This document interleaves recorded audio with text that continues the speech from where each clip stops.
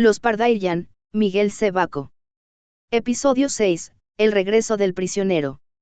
Habremos repetido hasta bastante cuál era el amor apasionado, exclusivo y avasallador de la madre por su hija. Se ha comprendido bien que para Juana, su hija era el universo, la existencia, la fe imperecedera y la única razón de la vida. Esta adoración que se había desarrollado en los tiempos en que Luisa no era más que una esperanza. Creció, nutriéndose en sí misma, llegando a ser una ternura inmensa. El inefable sexto sentido que invade a una mujer y se apodera de ella por entero. Aquello no fue dolor, no fue tampoco desesperación. Juana buscó a su hija con el furor y la rabia irresistible con que un ser busca su vida. Durante 4 horas, alocada, con el cabello suelto y rugiendo, espantosa de ver. Buscó por los setos y los arbustos, desgarrándose a cada paso la carne, sin verter una lágrima. De pronto se imaginó que la niña estaría en la casa y de un salto se llegó a ella. En el centro de la habitación estaba en pie un hombre. Enrique de Montmorency. «¿Vos?», exclamó Juana. «No comparecéis ante mí más que en las horas siniestras de mi vida». Con rápido ademán Montmorency cogió las 2 manos de Juana y con voz baja y ronca le dijo: «¿Buscáis a vuestra hija? Decid. Si la buscáis. Vuestra hija se halla en mi poder. Os la he robado, yo la tengo, y desgraciada de ella si no me escucháis». «Tú», aulló la madre. «Tú miserable traidor, eres tú el que me ha robado mi hija. Pues bien, vas a saber de lo que es capaz una madre». Y con furiosa sacudida quiso desprenderse para morder, para arañar, para matar, pero él la retuvo con rudeza. «Cállate», gritó furioso, apretándole las muñecas. «Escúchame bien, si quieres volverla a ver». La madre no oyó más que las palabras volverla a ver, y su furor desapareció como por encanto. Entonces se puso a suplicar. «¿Volverla a ver? Oh. ¿Qué habéis dicho? Volverla a ver, decid, oh repetid, por piedad, repetid estas palabras. Abrazaré vuestras rodillas y besaré la huella de vuestros pasos. Seré vuestra esclava, volverla a ver». «Lo habéis dicho, ¿no es cierto? Mi hija. Mi hija. Devolvedme mi hija. Escucha, te digo. Tu hija, en estos momentos, está en manos de un hombre que me pertenece. Un hombre. Un tigre, y si lo quiero, un esclavo. Hemos convenido lo siguiente. Escucha. No te muevas. He aquí lo que hemos convenido. Si yo me acerco a esta ventana y levanto al aire mi birrete. Ese hombre, ¿me oyes bien?, ese hombre cogerá su daga y la hundirá en el cuello de la niña. Muévete ahora». La soltó y se cruzó de brazos. Ella cayó de rodillas y golpeó el suelo con la frente. Quiso pedir perdón. Pero no tuvo fuerzas para ello. De manera que solamente sus brazos levantados eran los que pedían gracia. «Levántate», gruñó él autoritariamente. Ella obedeció con presteza y siempre con las manos tendidas y suplicantes. Balbuceando, si es permitido usar esta expresión, porque en ciertos momentos trágicos los ademanes hablan con elocuencia. «¿Estás decidida a obedecer?», preguntó el miserable. Juana asintió con un movimiento de cabeza, enloquecida, jadeante, espantosa y sublime. «Escucha ahora. Francisco, mi hermano. Está a punto de llegar.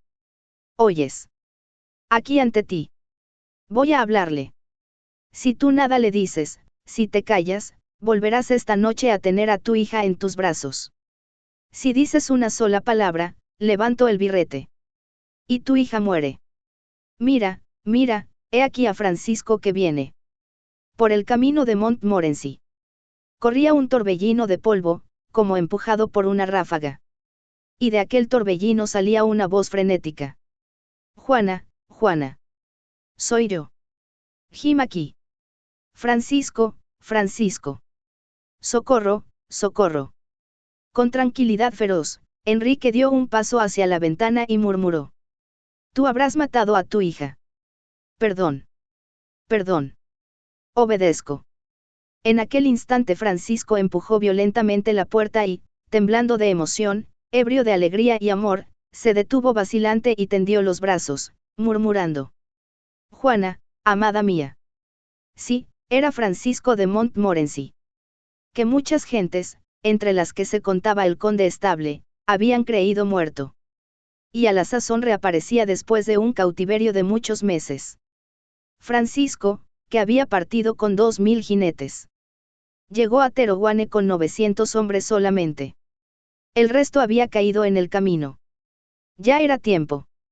La misma tarde de su llegada, un cuerpo de ejército alemán y español ponía cerco a la plaza y empezaba la construcción de minas. Al cabo de 2 días se dio el primer asalto. Allí fue donde pereció D.S., uno de los antiguos compañeros de armas y de placeres de Francisco I, electrizados por el hijo mayor del conde Estable. La guarnición y los habitantes se defendieron 2 meses, con la energía de la desesperación. Aquel puñado de hombres, en una ciudad destruida por el bombardeo, y entre ruinas humeantes, rechazó 14 asaltos sucesivos. Al empezar el tercer mes de la resistencia, se presentaron los parlamentarios enemigos para proponer una capitulación honrosa. Encontraron a Francisco sobre la muralla comiendo su ración de pan, compuesto de un poco de harina y mucha paja picada. Estaba rodeado de algunos de sus tenientes. Todos adelgazados por el hambre, con los ojos brillantes, los vestidos destrozados y con semblantes de león enfurecido. Los parlamentarios empezaron a exponer las condiciones de su emperador. En el momento en que Francisco iba a contestar, se elevó en el aire un clamor terrible. ¡A las armas! ¡A las armas! Gritaron los franceses. ¡Muerte! ¡Muerte!, exclamaron los invasores. Era el cuerpo español que, sin haber recibido la orden, según se cuenta, se precipitaba al asalto de una brecha que acababan de practicar. Entonces, en las calles de Teroguane incendiada, empezó un espantoso combate cuerpo a cuerpo entre el rugido de las llamas, las detonaciones de las minas, el estampido de los arcabuzazos, las imprecaciones y los ayes aterradores de los heridos. Por la tarde, amparados en una barricada improvisada, solo quedaba una treintena de combatientes, al frente de los cuales un hombre levantaba a cada instante su tizona, roja de sangre, que manejaba con las 2 manos y que cada vez caía sobre un cráneo. Un tiro de arcabuz acabó por hacerla caer. Entonces se acabó la batalla. Aquel hombre era Francisco de Montmorency, quien de acuerdo con la palabra dada, había luchado hasta la muerte. En cuanto hubo cerrado la noche, los merodeadores lo hallaron en el mismo lugar en que había caído. Uno de ellos lo reconoció y notando que aún vivía, lo transportó al campo enemigo, donde lo entregó mediante una suma de dinero. Así fue tomada la plaza de Teroguane. Sabido es que esta desgraciada ciudadela avanzada del Artois, ya destruida en 1513, fue esta vez completamente arrasada. Y que los reyes de Francia no se ocuparon de su reedificación. Ejemplo único, dice un historiador, de una población que haya perecido completamente. Sabido es también que el Artois fue desde entonces invadido y que el ejército real experimentó una serie de reveses. Especialmente en Esdin. Hasta que por último, a consecuencia de algunas victorias obtenidas en Cambresis, se firmó una paz efímera. Aquella paz, por lo menos, tuvo el efecto de devolver la libertad a los prisioneros de guerra. Francisco de Montmorency no murió de su herida, pero estuvo largo tiempo entre la vida y la muerte. Por fin, se restableció y un día le anunciaron que estaba libre. Enseguida se puso en camino con una quincena de sus antiguos compañeros, restos de la gran batalla librada en Teroguane. Desde la etapa siguiente, mandó adelantarse a uno de sus jinetes, encargándole que previniera a su hermano de su llegada. Luego, esperanzado y feliz, respirando a plenos pulmones, sonriendo al amor y repitiendo por lo bajo el nombre de la mujer adorada, continuó su camino. Cuando, por fin, divisó las torres del castillo de Montmorency, el corazón le latió con fuerza, los ojos se le llenaron de lágrimas y se lanzó al galope. Las campanas de Montmorency fueron echadas al vuelo. La artillería del castillo disparó salvas. Las gentes de las aldeas vecinas prorrumpieron en vítores, reunidas en la explanada en donde Francisco, el año anterior, se pusiera a la cabeza de los 2000 jinetes. La guarnición presentó armas y el baile se adelantó para leerle un discurso de bienvenida. ¿Dónde está mi hermano? Preguntó Francisco. Monseñor, empezó a decir el baile. Es un hermoso día el que. Señor mío, exclamó Francisco. Frunciendo el entrecejo, luego escucharé vuestra arenga. ¿Dónde está mi hermano? En Margency, monseñor. Francisco clavó las espuelas a su caballo, mientras sorda inquietud le mordía el corazón. Le pareció que en todos los semblantes que fingían estar alegres por su vuelta, había algo semejante al temor, si no era más bien piedad. ¿Por qué no está Enrique en el castillo para recibirme? Pensó. Y luego exclamó. Más aprisa, más aprisa. 10 minutos después saltaba a tierra, ante la casa del señor de Pienes. Estaba cerrada. Los postigos también. ¿Qué pasaría? Hola, anciano. Decidme, exclamó Francisco. El viejo campesino extendió el brazo en dirección a una casita próxima. Allí hallaréis lo que buscáis, monseñor mi amo. Amo, amo. ¿Por qué? No os pertenece Margency, monseñor. Francisco ya no le escuchaba. Echó a correr hacia la casita de la anciana nodriza, tembloroso y sospechando alguna desgracia. Tal vez Juana ha muerto. Llegó y al empujar violentamente la puerta, un suspiro de alegría infinita se escapó de su pecho. Juana estaba allí. Tendió los brazos y balbuceó el nombre de la amada de su corazón. Pero sus brazos cayeron pronto. Francisco, que estaba pálido de felicidad, se puso lívido de espanto. ¿Qué sucedía? Él llegaba, hallaba nuevamente a su querida esposa y ella estaba allí, inmóvil como la estatua del pavor. Del remordimiento tal vez. Francisco dio 3 pasos rápidos. Juana. Repitió.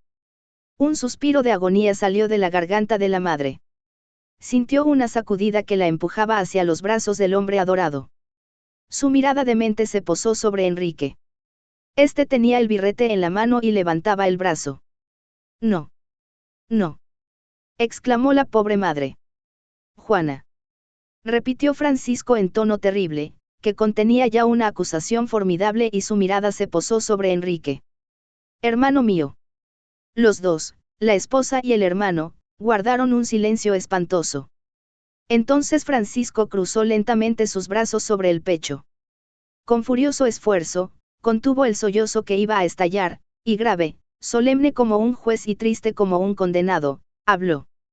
Desde hace un año, todos los latidos de mi corazón han sido dedicados a la mujer que libremente me dio el suyo. A la esposa que lleva mi nombre. En los momentos de desesperación, la imagen adorada de esta mujer se presentaba a mí. En las batallas, a ella iba mi pensamiento. Cuando caí herido, creyendo que iba a morir, pronuncié su nombre, y al despertar prisionero, presa de la fiebre, cada uno de mis segundos fueron actos de fe y amor. Y cuando sentía alguna inquietud, cuando me reprochaba haberla dejado sola, enseguida sentía gran consuelo recordando que mi bueno y leal hermano me juró velar por ella. He llegado. Corro con el corazón lleno de amor, con la cabeza llena de ensueños de felicidad. Y la esposa baja la frente. El hermano no se atreve a mirarme. Lo que sufrió Juana en aquel momento es inconcebible. El espantoso suplicio sobrepujaba lo que la mente humana puede imaginar. Ella lo amaba. Ella lo adoraba. Y mientras que su corazón la empujaba a los brazos del esposo, del amante, sus ojos se posaban involuntariamente en la mano del infernal autor del suplicio que, con una seña, podía matar a su hija. Oía las palabras pronunciadas por la voz amada, sin poder, no obstante, comprender lo que decía, en tanto que en su cerebro rodaban las terribles palabras. Una palabra y tu hija muere. Su hija. Su Luisa. Aquel pobre y pequeño ángel de inocencia. Aquella radiante maravilla de gracia y belleza. Aquel monstruo infame que la tenía en sus brazos iba a ser capaz de hundir en aquella garganta, tantas veces comida a besos, el puñal que debía darle la muerte. Oh madre. Cuán sublime fue tu silencio.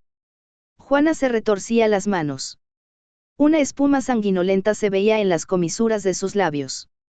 La desgraciada, para ahogar un grito de su amor, se los mordía y destrozaba. Apenas Francisco hubo acabado de hablar. Enrique se volvió hacia él. Sin apartarse de la ventana abierta, y con la mano amenazadora presta a hacer la señal funesta, con voz cuya tranquilidad era siniestra en semejantes momentos, empezó a hablar. Hermano, profirió, la verdad es triste. Pero vas a saberla por entero. Habla. Dijo Francisco, que con la mano dentro de su jubón se laceraba el pecho. Esta mujer, dijo Enrique. Es mi mujer, mía, interrumpió Francisco. Pues bien, la he arrojado de su casa, yo, tu hermano. Francisco estuvo a punto de caer.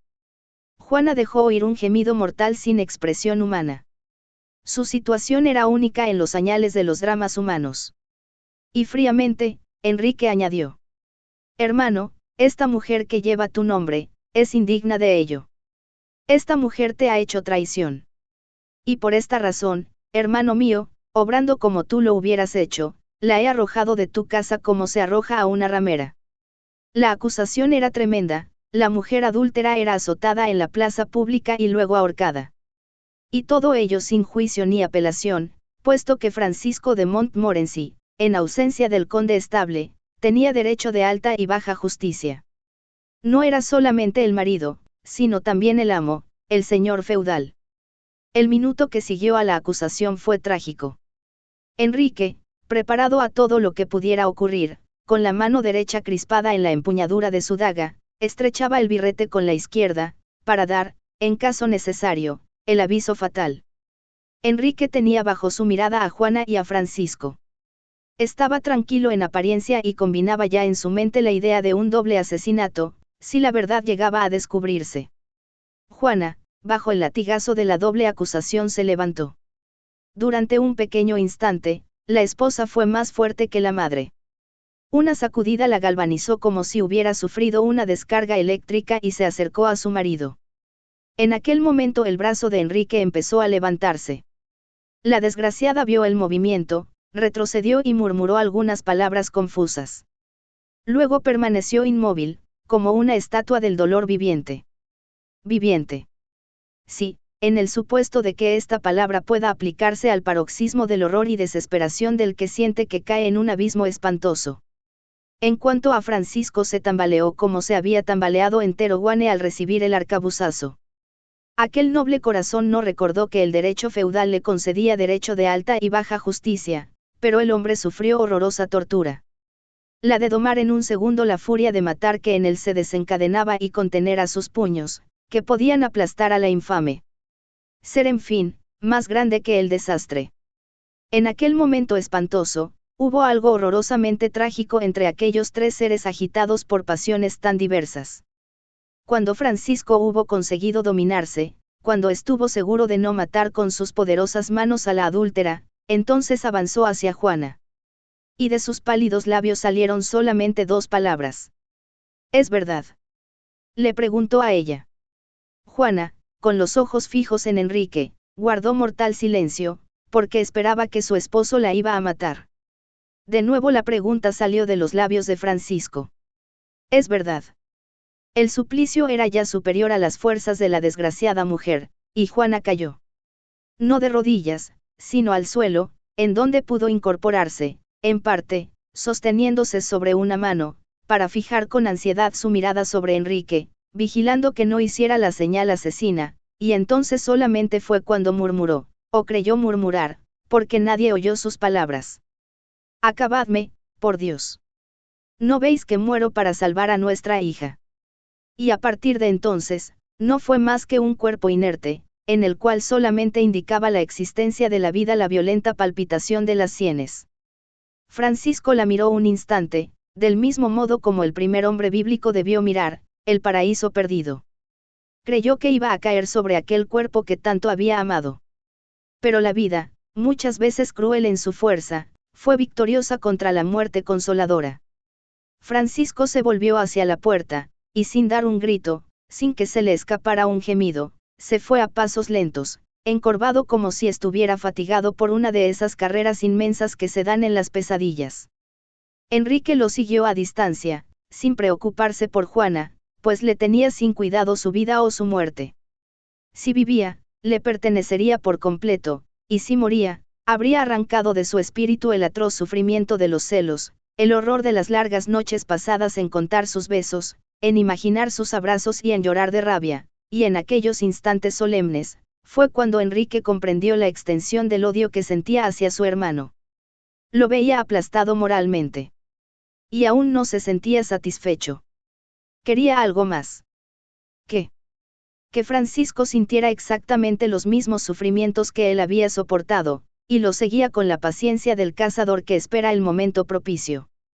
Francisco, con el mismo paso tranquilo, iba en línea recta, sin seguir camino determinado, sin prisa, no para dominar el dolor por la fatiga, ni tampoco porque reflexionara, puesto que en su mente solo había pensamientos informes que él no trataba de coordinar. Esto duró algunas horas. Por fin, Francisco se percató de que era de noche. Entonces se detuvo, y observando que estaba en pleno bosque, se sentó al pie de un castaño. Entonces, también, con la cabeza entre las manos, lloró. Lloró mucho rato. Por fin, como si las lágrimas se hubieran llevado con ellas la locura de la desesperación, comprendió que del mundo lejano en que viviera por algunas horas, volvía al mundo de los vivos. Con la conciencia de sí mismo, recordó exactamente lo que había sucedido. Su amor, sus citas en casa de la nodriza, la escena con el padre de Juana, el casamiento a medianoche, la partida, la defensa de Tero Guane, la cautividad y en fin, la horrible catástrofe. Volvió a vivir todo esto, y entonces una pregunta se asomó a su alma ulcerada. ¿Quién es el que me mata? ¿Quién me ha robado mi felicidad? Miserable loco. Y yo que quería marcharme. Y siempre hubiera guardado en mí esta llaga sangrienta. Oh, conocer al hombre. Matar yo con mis manos. Matarlo. Se levantó, respiró ruidosamente y hasta una semisonrisa dilató sus labios. En el momento en que se levantaba, Francisco vio a su hermano cerca de él. Tal vez había pronunciado en voz alta las palabras que creía haber pensado y quizá, también, Enrique las había oído. Saber quién es el infame y matarlo con mis propias manos. Francisco no se asombró de ver a su hermano. Y sencillamente, como si hubiera continuado un diálogo no interrumpido, preguntó. Cuéntame cómo ha sucedido todo. ¿Para qué, hermano? ¿Para qué atormentarte así con un mal que no puede curarte ni remediar nada? Te engañas, Enrique. Hay algo que puede curarme, dijo sordamente Francisco. ¿Qué? Preguntó burlonamente Enrique. La muerte del miserable. Enrique se estremeció y palideció un poco. Pero enseguida brilló en sus ojos extraña llama y con la cabeza hizo un movimiento altanero. ¿Lo quieres? Sí, dijo Francisco. Me habías jurado velar sobre ella. Oh, cállate. No te recrimino. Solamente lo digo para recordarlo. He aquí todo. Pero me debes un relato exacto del crimen y el nombre del criminal. Me debes esto, Enrique. Y si es necesario exijo que hables. Por el cariño de hermano o por tu derecho señorial. Por mi derecho. Obedezco. Apenas partisteis, monseñor, la señorita de Pienes demostró al otro cuán poco sentía vuestra ausencia. El otro. ¿Quién era? Esto ante todo. El nombre. Paciencia, monseñor. Tal vez antes de vuestra marcha, el otro había compartido vuestra suerte. Tal vez fue más amado que vos. Y quizá ella no buscaba en vos más que el nombre, la fortuna y el poder que os corresponden por vuestra calidad de primogénito. Sí, monseñor, esto ha debido ser. Francisco retiró su mano del pecho para hacer un gesto, y Enrique observó que las uñas de aquella mano estaban teñidas en sangre. Ahora que pienso en ello, monseñor, prosiguió Enrique. Ahora que ha llegado la hora de decir toda la verdad, ya no me contento con formar conjeturas, afirmo. Antes que vos, comprendéis bien, monseñor. Antes que vos el otro había poseído a la señorita de Pienes. Vos fuisteis el segundo. Un rugido se escapó del pecho de Francisco, y fue tan terrible que Enrique sintió temor. Francisco le dirigió una mirada sangrienta y dijo. Habla. Obedezco, contestó Enrique. Después de vuestra partida continuaron las relaciones entre el otro y Juana de Pienes. a la sazón estaban libres. Juana tenía un nombre, un título. Con voz ausente, el amante fue más feliz de lo que yo pudiera deciros. Pasó muchas noches en continuas delicias. Silencio, miserable. Exclamó Francisco agotada ya su paciencia. Bien. Me callo. No, no, sigue. Obedezco. El otro se os parecía, monseñor. El día en que supo de vuestra llegada, hizo lo que vos hubierais hecho. Su pasión estaba satisfecha y no quiso que una de vuestras casas fuera mancillada por más tiempo y arrojó a la adúltera a la calle. Francisco fue sobrecogido de un vértigo. El abismo era más profundo, más insondable de lo que él había creído. La mirada que dirigió a Enrique, fue la de un loco. Y Enrique, con la boca crispada y el semblante convulso por el odio, acabó diciendo con palabras silbantes. Ya solo os falta el nombre del otro, monseñor, mi hermano. Pues bien, el amante de Juana de Pienes, el que la poseyó antes que vos, monseñor, se llama Enrique de Montmorency.